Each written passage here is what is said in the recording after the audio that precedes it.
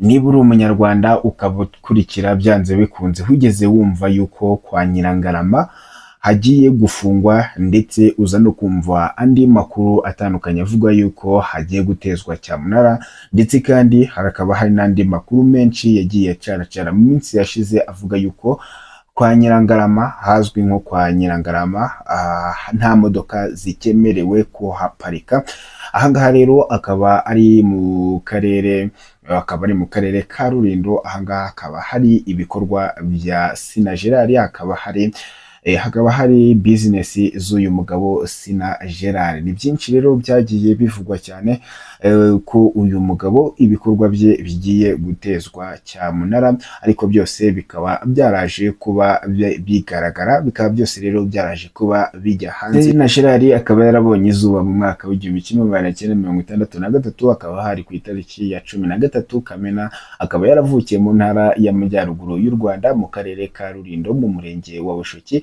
Anga akaba ari mu kagari ka Nyirangarama, akaba ari ku musozi wa Tare. Sina Gerard akaba ari mwene Mutakwasuku Matiya ndetse na nyina witwa Nyirabarera Julienne. Uyu mugabo rero akaba avuka mu muryango w'abana 6, abahungu 3 ndetse n'abakobwa 3. Ku munsi wa none rero akaba afite imyaka irenga 65 y'amavuko. Mu myaka ye ubwo yagimbukaga akaba yarafashaga abana b'urungano rwe. Sina Gerard rero akaba yarabonye mu myaka ye ubwo yagimbukaga yakundaga gufasha abana b'urungano rwe muri byinshi, birimo kubagira inama zijyanye n'ubukorikori bunyuranye, burimo korora inkoko n'inkwavu ndetse n'ibijyanye no kwiharika mu mirima. Gusa nubwo yakoraga ibyo byose, intego ye ntabwo yabaga ari ukugira ngo yiyemere ku bana bagenzi be, ahubwo yagira ngo abafashe kubigisha kwigira. Mu buto bwe rero yari nk'abandi bana, agakunda gukina imikino y'abana nk'ubute, akwihishanya, gukina umupira ndetse n'indi mikino myinshi itandukanye. Mu rugendo rwe rw'amashuri abanza akaba yarayize ku ishuri ribanza riherereye ku musozi wa Tare. Nyuma yaho amashuri yisumbuye yaje kuyiga mu ishuri ryisumbuye rya Rulindo. Mu mwaka wa 2021 akaba hari ku itariki ya 2 Ukuboza, Sina Gerard akaba yarahawe impamyabushobozi y'ikirenga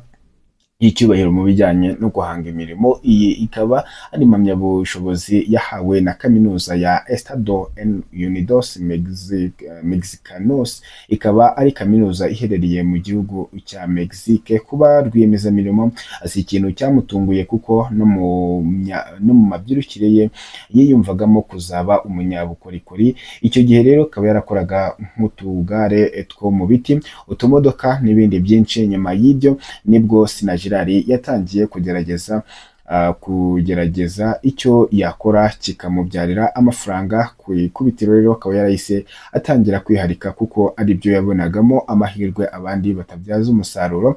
Sina Gerard rero akaba yarahereye ku buhinzi bw'amashu, karoti, intoryi, ibitunguru ndetse n'ibindi bihingwa bitandukanye. Bitewe n'umwete yakoraga, ubu buhinzi bwaje kumubyarira umusaruro buramuhira. Mu mwaka w'1981 afite imyaka 18 y'amavuko, Sina Gerard yakusanyije amafaranga yagiye yizigamira avuye muri bwa buhinzi, maze atangira umwuga w'ubucuruzi ku musozi wa Tare, aho ababyeyi be bari batuye. Nyuma yaho uyu mugabo yatekereje ko ubucuruzi yakoreraga aho ku musozi wa Tare aramutse yegereye umuhanda munini byarushaho kugenda neza, ni cyane ko wari umuhanda uhuza Kigali y'akarere ka Rulindo na Musanze ndetse n'akarere ka Rubavu.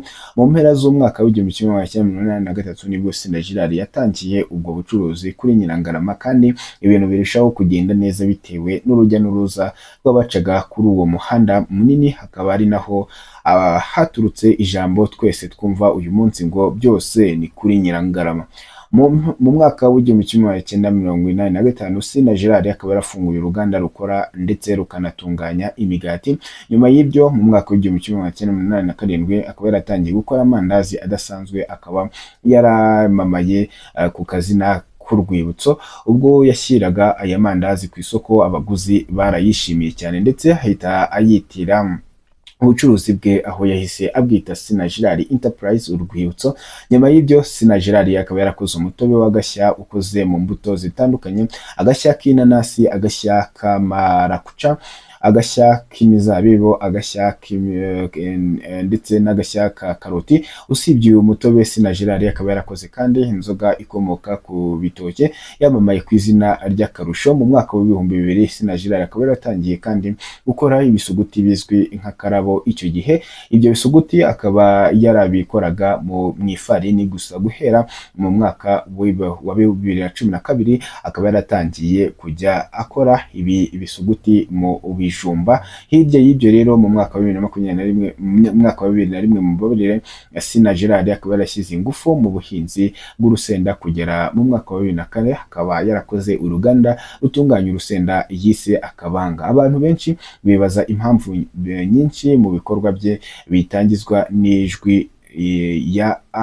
asobanura iyi mpamvu. Sina Gerard akaba yaravuga ko ku rutonde rw'inyuguti cyangwa se alphabet mu ndimi z'amahanga zitangizwa n'inyuguti ya A. Rero bitewe n'umwimerere w'ibyo akora kandi bigahora ku isonga, niyo mpamvu byinshi mu bikorwa bye bitangizwa n'inyuguti ya A. Sina Gerard akaba avuga ko zimwe mu ndangagaciro zamufashije kuba uwo ari we uyu munsi harimo gukora amasaha 28 kuri 28 ndetse n'iminsi 7 kuri 7, kutihutira gusubika cyangwa guhakana, kuba hafi y'abakozi be, kubyuka kare akaryama atinze, ingendo shuri n'ibindi byinshi. Hirya y'ibi rero Sina Gerard akaba yarubatse ishuri mu karere ka Rulindo aho abana biga mu mashuri abanza bigira ubuntu. Usibye ibi kandi ahangaha abaturage imbuto ku buntu, bagahinga, bagafashwa kubona ifumbire, bakaragizwa amatungo ndetse bagashakirwa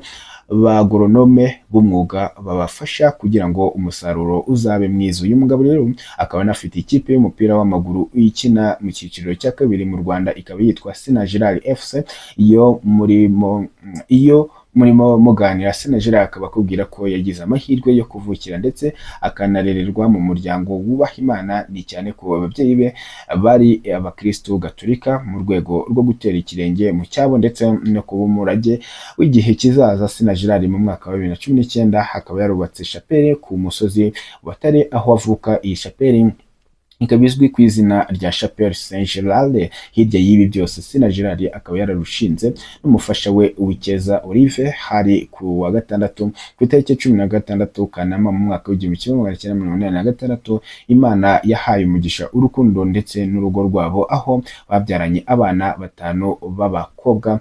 Uyu mugabo rero Sina Gerard bitewe n'ibikorwa bye mu by'ukuri akaba ariyo mpamvu abacuruzi benshi bagenzi be bakunze kugenda bamugirira ishyari, benshi bakagenda banamugambanira aho batashakaga yuko hari imodoka izongera guparika kuri Nyirangarama ahari ibikorwa by'uyu mugabo Sina Gerard. Kuri ubu ngubu rero akaba hazwiho hakaba hari amaresitora ndetse n'ibindi byinshi. Uyu mugabo Sina Gerard akaba afite ibikorwa byinshi hirya no hino, haba mu karere ka Muhanga ndetse no mu ntara y'Amajyaruguru. Ahenshi rero akaba agiye hafite ama business, akaba ari muri iyo mpamvu rero bashakaga no kuwateza cyamunara, no kubera byose byaturukaga ku ishyari y'abacuruzi bagenzi be bamugiriraga mu by'ukuri. Nguko uko byifashe. Kigali Broadcast niyo bukomeje gukurikira.